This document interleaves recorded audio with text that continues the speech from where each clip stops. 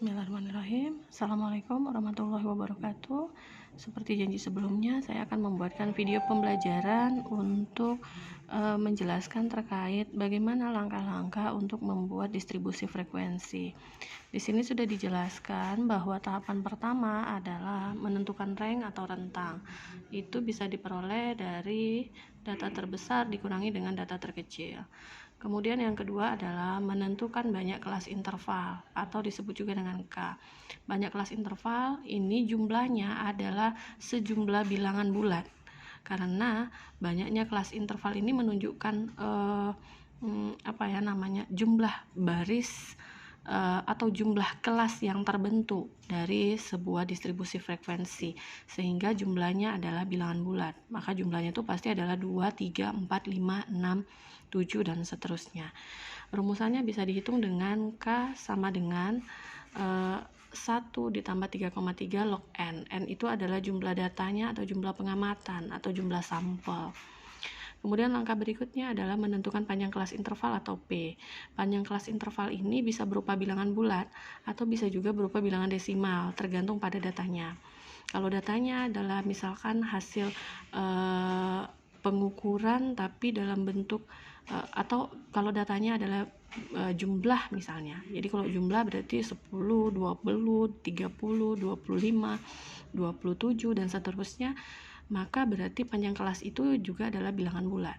Tetapi kalau misalkan datanya atau pengamatannya adalah misalkan diameter, kemudian panjang komponen yang ukurannya detail sampai ke pecahan desimal, maka berarti panjang kelasnya itu juga adalah merupakan pecahan desimal yang belakang komanya adalah sama dengan datanya.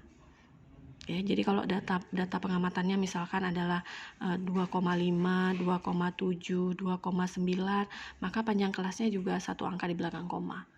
Di mana panjang kelas ini diperoleh dari range dibagi dengan K, banyak kelas. Kemudian yang berikutnya adalah menentukan kelas interval. Biasanya kelas interval ini sebaiknya dimulai dari data terkecil. Tapi pada contoh berikut ini saya ambil dari beberapa literatur, dari sebuah literatur, di mana literatur itu tidak menggunakan data terkecil. Tetapi saya sarankan untuk memudahkan dan untuk lebih akurat, sebaiknya kita mulai dari data terkecil. Oke. Kemudian menentukan batas kelas atas dan batas kelas bawahnya. Batas kelas atas dan batas kelas bawah kalau bilangannya adalah atau jika datanya itu adalah bilangan bulat, maka BKB itu kelas interval bawahnya dikurangi dengan 0,5, kelas interval atasnya ditambah dengan 0,5. Kemudian menentukan titik tengah. Titik tengah atau XI ini menunjukkan titik tengah kelas ke I. Kelas interval pertama, kelas interval kedua, kelas interval ketiga, dan seterusnya sampai kelas interval sebanyak K, banyak kelasnya. Maka akan ada X1, X2, X3 sampai dengan X ke K, berapa banyak kelas intervalnya. Itu bisa dihitung dengan batas kelas atas tambah batas kelas bawah dibagi dengan 2. Kita lihat, ini ada contoh pengamatan. Ini adalah diameter komponen. Kebetulan diameternya ini merupakan bilangan bulat. Ya, bilangan bulat dalam bentuk satuan milimeter. Tapi kalau dia dalam bentuk satuan sentimeter, maka dia jadi pecahan desimal di sini, 4,1, 4,5, 4,9 dan seterusnya. Oke. Nah, ini adalah data yang disebut dengan data bilangan bulat. Tapi kalau dalam sentimeter dia menjadi data pecahan desimal satu angka di belakang koma. Yang harus diperhatikan pertama sekali adalah data pengamatan ini harus diurutkan dulu dari yang terkecil sampai dengan yang terbesar. Datanya ada sebanyak 60 data. Jika kita akan menentukan sebaran datanya atau distribusi frekuensinya, maka langkah pertama yang kita harus lakukan adalah menentukan range. Range itu data terbesar kurangin data terkecil. Data terbesarnya tadi adalah setelah diurutkan ini 96, data terkecilnya adalah 41, maka range-nya adalah 55. Kemudian menentukan banyak kelas interval. Banyak kelas interval itu adalah 1 tambah 3,3 log N. 3,3 ini adalah konstanta, log N ini menunjukkan jumlah data, jumlah pengamatan. N-nya ada 60, maka kamu hitung dulu log 60. Log 60 dikali 3,3 baru kemudian ditambah 1. Jadi bukan 1 ditambah 3,3 dikali log 60, tetapi log 60-nya dulu dikali dengan 3,3 baru kemudian ditambah 1. Maka ini adalah kelas intervalnya adalah 6,8. Tapi ingat, banyak kelas interval adalah sebanyak bilangan bulat. Jadi kalau 6,8 sebaiknya kamu bulatkan menjadi 7. Atau kalaupun di sini 6,1 artinya banyak kelasnya sudah lebih dari 6, maka kamu juga mesti bulatkan menjadi 7. Maka banyak kelas interval itu adalah 7. Pertanyaannya, yang mana yang menunjukkan banyak kelas interval? Ini dia.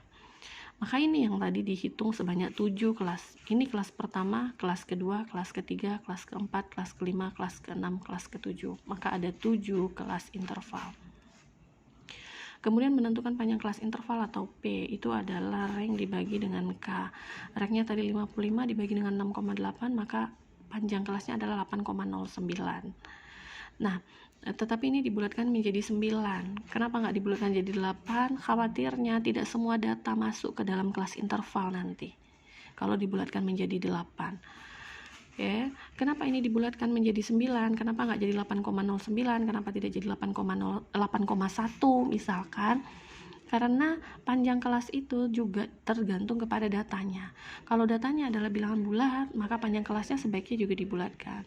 Tapi jika datanya tadi, misalkan ini dalam satuan sentimeter, ini adalah 4,1, 4,5, 4,9, berarti datanya adalah bilangan desimal satu angka di belakang koma, maka panjang kelasnya juga menjadi bilangan desimal satu angka di belakang koma.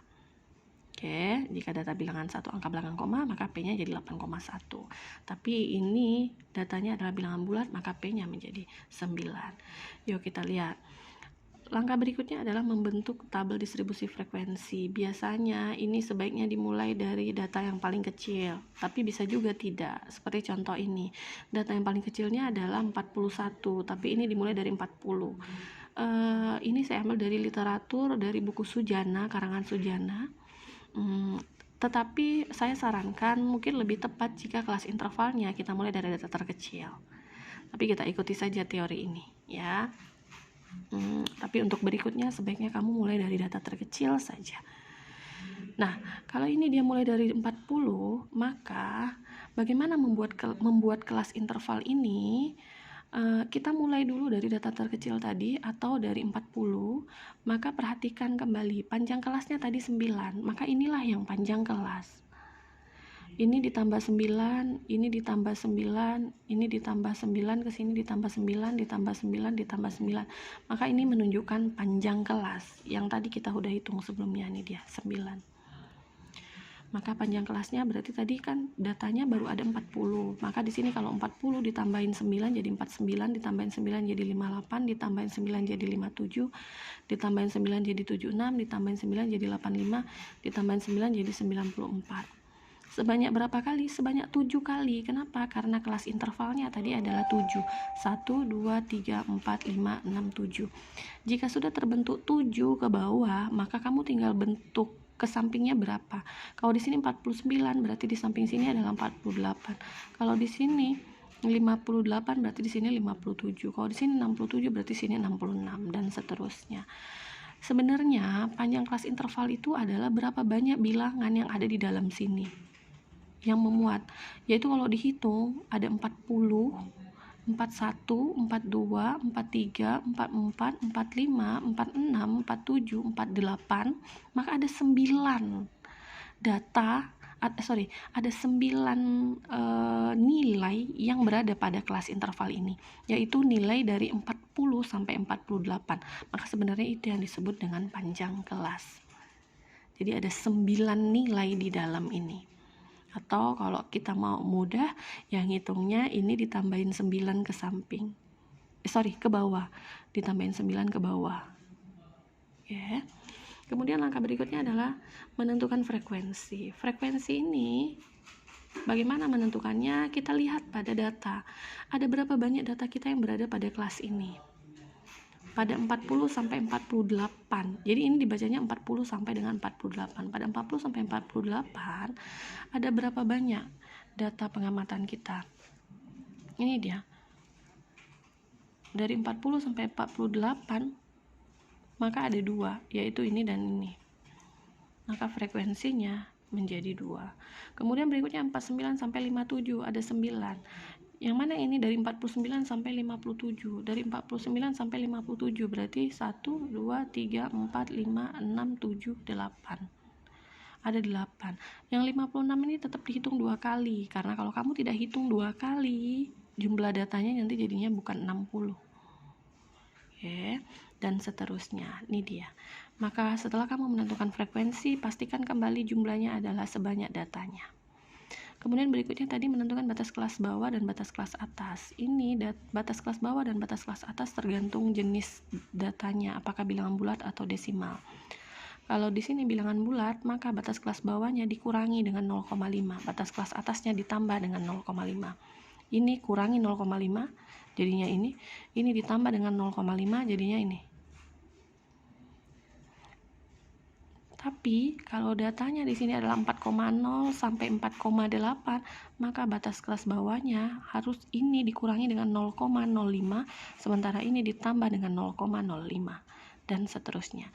Kamu akan benar menentukan batas kelas bawah dan batas kelas atas. Tandanya adalah ini. Ini sama nilainya. Ini dengan ini sama nilainya, ini dengan ini sama nilainya, ini dengan ini sama nilainya, dan seterusnya. Sementara nilai tengah itu adalah bisa kelas interval bawah tambah kelas interval atas dibagi 2, atau bisa juga batas kelas bawah ditambah batas kelas atas dibagi 2, dan seterusnya. Maka ini dia beberapa penjelasan mengenai pembuatan distribusi frekuensi. Mungkin cukup. Sebelum saya lanjutkan, jika ada pertanyaan silahkan.